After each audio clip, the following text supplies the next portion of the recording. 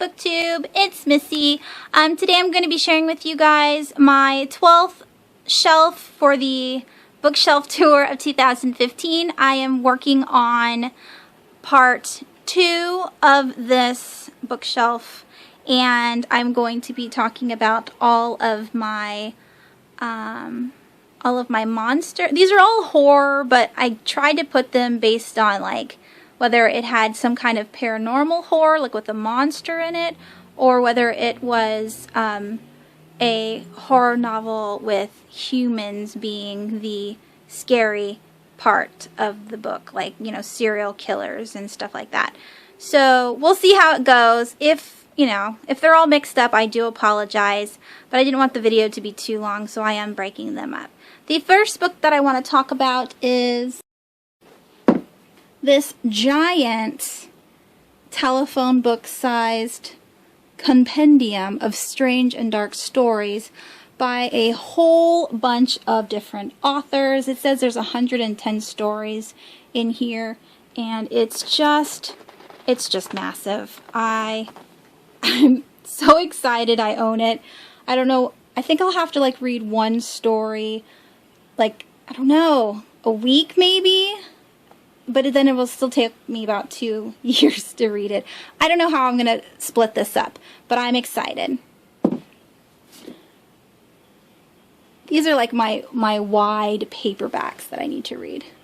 Alright, next I have Horror Store by Grady Hendrix. I believe this is an adult horror novel, and it's about a like haunted department store, like a furniture store, kind of like IKEA. So really excited. This came out last year and everybody was raving about it. I still haven't picked it up, but I would love to read it next month in October.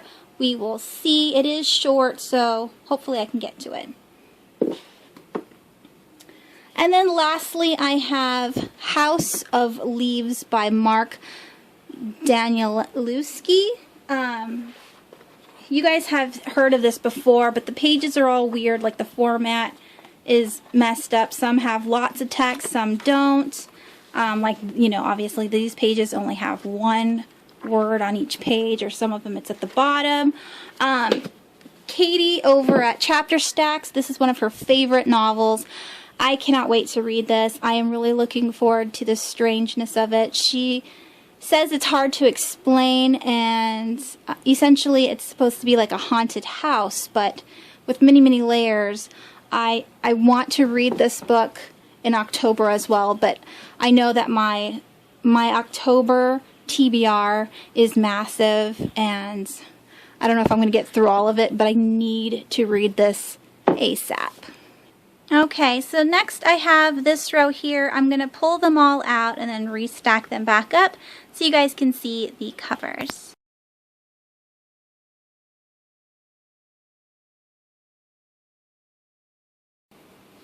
So the next book I have here is Breed by Chase Novak. I was super excited to read this last year.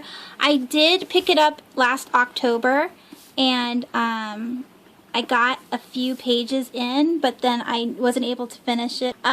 Breed is, it's a horror novel, but I think it might have like demons or something in it. This is also an adult horror novel.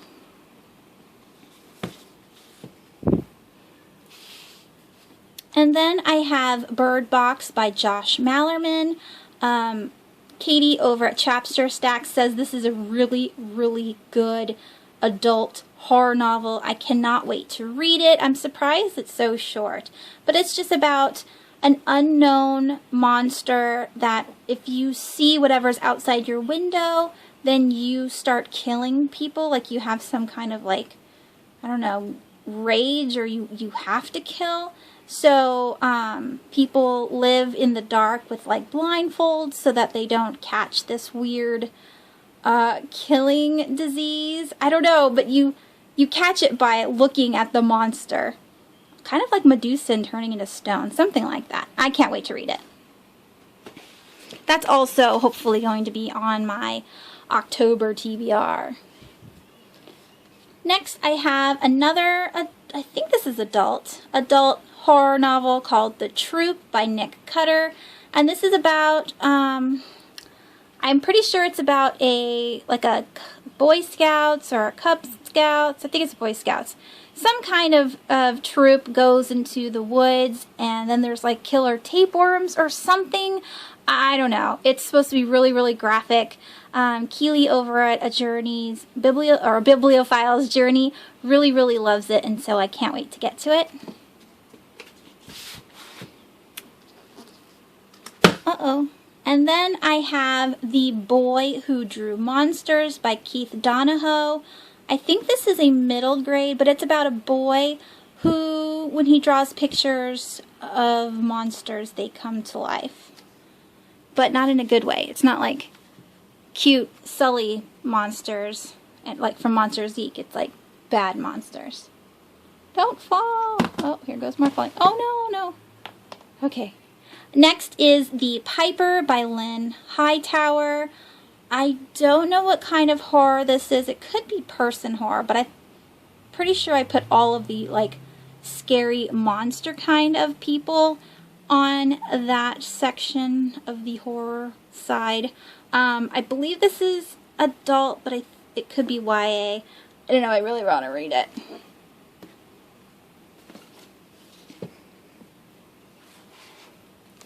Alright, let's pick all this back up. Alright, next I have The Waking Dark by Robin Weisserman. Again, this is another, I think this is another adult horror novel with monsters, some kind of monster. And then we have the sequel to The Monstermologist by Rick Yancey. I really liked The Monstermologist. This is the quintessential like Gothic horror with monsters in it, and it's written really well. It's about a monstermologist and his apprentice, which is a little boy, and they go and they fight monsters and research monsters and stuff like that. And there's all these journals that were left behind from the boy, and a new man comes. The narrator of the story is reading these journals from way back when. So this is the sequel, and I can't wait to read it. And then we have the third book, which is The Isle of Blood. And the fourth and final book, which is called The Final Descent. How fitting. Next, I have a book of horrors by a whole bunch of people. So this is a collection of horror short stories. I can't wait to read it, and I believe they are all adult horrors. Next, I have The Magdalena Curse by F.G. Cottam. You saw this person before down in my paranormal. I can't wait to read it. It's got monsters in a cabin in the woods. That's YA. And then I have White Crow by Marcus Sedgwick. I think this might be demons. I could be wrong. Can't wait to read it. I love this cover. It's so spooky. Alright, next I have Drood by Dan Simmons. This is another adult horror. I think it has something to do with Jack the Ripper or something similar. Oh wait, it has like Charles Dickens and Jack the Ripper and something like that. So it's like a historical fiction horror, whatever. Can't wait to read it. Alright, next I have Fairy Tales and Nightmares by Melissa Marr. I think this is a collection of short stories. I'm pretty sure. And then I have House by Frank Peretti and Ted Decker. This is a haunted house, and both of these authors are Christian fiction authors. And then I have Frank Peretti's The Oath. This is a chunker. I can't remember what kind of monster this is, but I can't wait to read it. Alright, couple more books. I have here Tales of Terror from the Tunnel's Mouth.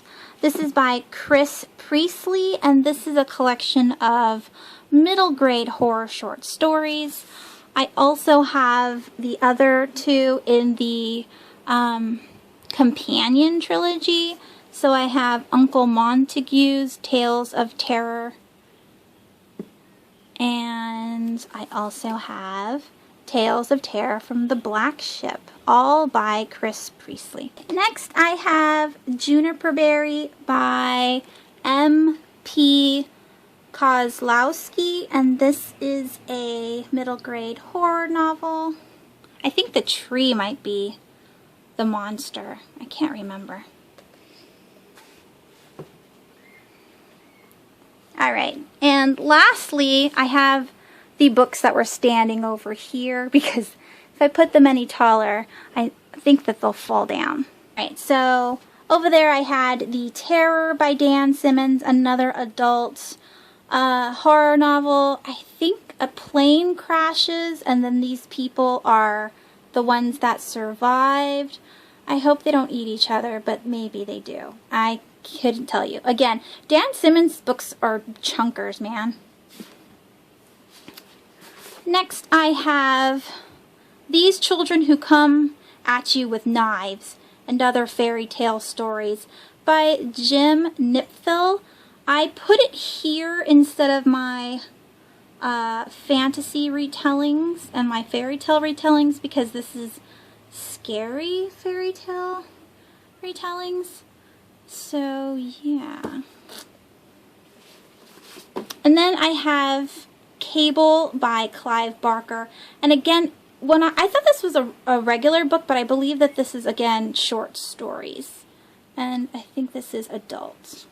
And lastly, that goes on top of there, is Stephen King's Misery. This is an adult horror novel about a woman who steals her favorite author and keeps him hostage. And then I have Dan Wells' I Am Not a Serial Killer. I got this for like 50 cents from my library bookstore. I don't know anything about it, but I can't wait to read it.